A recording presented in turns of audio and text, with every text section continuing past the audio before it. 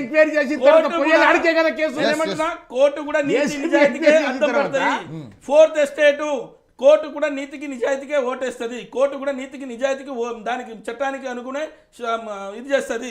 So రేపు వీళ్ళు కోర్టులో కానీ బయట ఏసీబీలో కానీ వీళ్ళు వేసినటువంటి కమిషన్లలో కానీ మా నిజాయితీ ఏందని తేలబోతుంది. మీరు ఎన్ని రోజులను జరుపుకోండి అంటున్నారు. రెండో విషయం చెప్తా. ఇక వీళ్ళతో ఏం మాట్లాడిందంటే చాలా సార్లు ఏ అభివృద్ధి చేసినా కూడా ఎక్కడ మిషన్ భగీరథ అడిగితే దాంట్లో అవినీతి అంటాడు, కాళేశ్వరం కడితే దాంట్లో రోడ్లు వేస్తే అవినీతి. ఈ రోజు ఏమైపోయింది, తెలంగాణ పల్లె మూగపోయింది. ఎందుకు?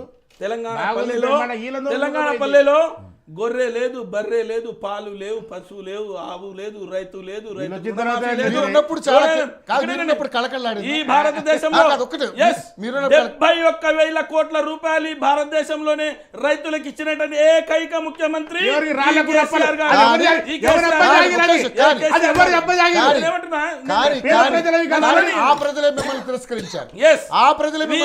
హామీలు, వీళ్ళ మోసపు మాటలు, వీళ్ళ అబద్ధపు హామీలు.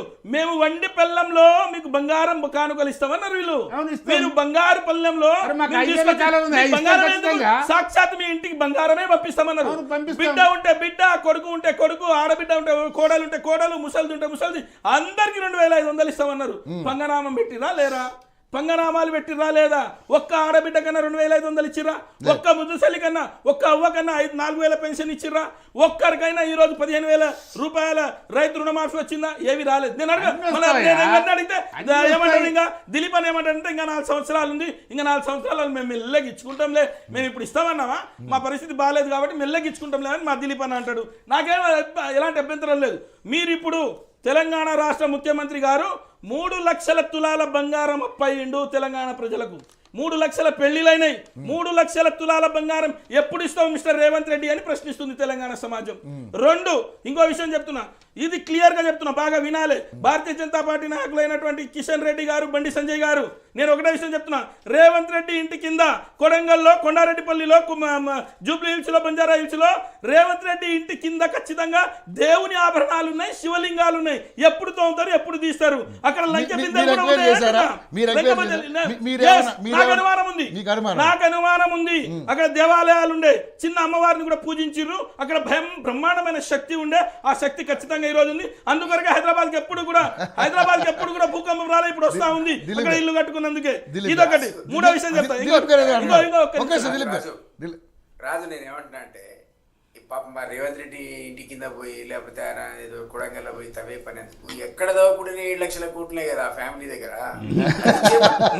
నేనేమంటున్నా అంటే ఊహాగానాలకు నేను సమాధానం ఇవ్వలేదు. ఇప్పుడు 7 లక్షలు తెలంగాణ ముఖ్యమంత్రి గారు చెప్పారు 7 లక్షల కోట్లు ఆయన కేసీఆర్ గారు ఇచ్చేస్తే మొత్తం అప్పులనే తీరిపోతే.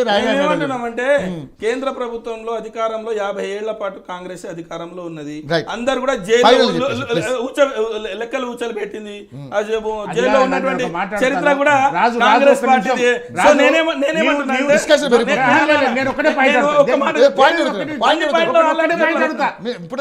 రాజు, నీవు ఉస్మానియా జేఏసీ నుంచి స్టూడెంట్ గా కొట్లాడినావు, మేము పార్టీ నుంచి మేము కొట్లాడినాం టీఆర్ఎస్ లో ఉండి తెలంగాణ కోసం. ఆయన పక్క నుండి కొట్లాడు. అప్పుడు ఆయన ఆస్తులు మాకు తెలుసు. ఇప్పుడు ఎన్నో చెప్పవా? నేను కూడా అదే చెప్తున్నా. నేను కూడా ఏమంటున్నా,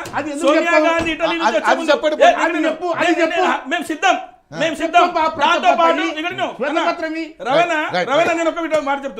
మేము సిద్ధంగా ఉన్నాం. కేసీఆర్, కేటీఆర్, హరీష్ రావు గారు, సంతోష్ రావు గారి యొక్క ఆస్తులను మేము 10 ఏళ్ల పాటు మేము election commission manifesto election affidavit లో పెట్టినాము.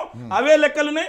దాంతో పాటు నేనేమంటున్నా అంటే సోనియా గాంధీ ఇటలీ నుంచి వచ్చే ఆస్తులన్నీ, ఈ రోజు ఉన్నటువంటి ఆస్తులన్నీ, అట్లనే రాహుల్ గాంధీ ఆస్తులు అప్పుడెన్ని, ఇప్పుడెన్ని, ప్రియాంక గాంధీ ఆస్తులని ఇప్పుడేంది, రాబర్ట్ వాద్రా ఆస్తులు అప్పుడెన్ని, ఇప్పుడెన్ని, దాంతో పాటు రాజు నేను చిన్న సూచన చేస్తున్నాను. తెలంగాణ ఉద్యమకారుడు ఉస్మానియా యూనివర్సిటీలో ఆ రోజుల్లో నేను కూడా చూసినాను పోరాటం చేసినప్పుడు. నువ్వు ఉద్యమకారుడిగా నువ్వే అంటావు కదా, అఫిడవిట్ అసలు 2004 లోపల కేసీఆర్ అంతకుముందు ఆయన కాంటెస్ట్ చేసేటప్పుడు 1993 అనుకుంటా, 93లో బస్సు గుర్తుతోటి అప్పుడు చేసిన ఫస్ట్ అప్పుడు చేసిన కానీ ఆ అఫిడవిట్ ఇప్పుడు లేటెస్ట్ గా ఫైల్ చేసిన అఫిడవిట్ ఈ 5 నువ్వే పరిశీలించు. అసలు నేను చూసినవి, నేను చూసి నేను ఆశ్చర్యపోయినా.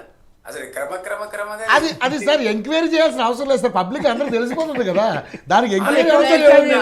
నేను క్లియర్గా వాళ్ళ 5 ఆస్తులు ఏంటి అనేది పబ్లిక్ అవసరం లేదు, ఎక్కడి నుంచి వచ్చాయని తెలిసిపోతుంది. చెప్పే కారణం కూడా చెప్పకుండా ఆస్తులు ఒక్కసారిగా పెరిగిపోయిన వీళ్ళందరివి అదే మరి అదే ఎలక్షన్ కమిషన్ లో పెరిగిపోయినది, అది చాలు అసలు ఎలక్షన్ ఎంక్వైరీ చేయడానికి. నేను కూడా అదే అంటున్నా దిలీప్ అన్న. నేనేమంటున్నా అంటే రేవంత్ రెడ్డి గారు మిడిజిల్ మండలంలో జడ్పీటీసీ గారు 2007 సంవత్సరంలో వేసినప్పుడు ఆయన ఎన్నికల నోటిఫికేషన్ నేనే నింపిన, ఆయన అఫిడవిట్ ని Right. నా చేతుల ద్వారా నా సొద్దుతో నింపిన అన్న. అప్పుడు అదే కదన్నా నేను చెప్పేది కూడా అదే. Right, right. నీ మాట నేను ఏంటండి? చెప్తున్నా. ఆయన ఆనాడు ముఖ్యమంత్రిగా ఈ రోజు శ్రీమంతుడు. కేంద్ర ప్రభుత్వ సంస్థ జడ్పీటీసీ అయినటువంటి అప్పుడు శ్రీమంతుడే. ఈ రోజు నేను ముఖ్యమంత్రి- చెప్తున్నా. అప్పుడు real estate వ్యాపారం. Yes.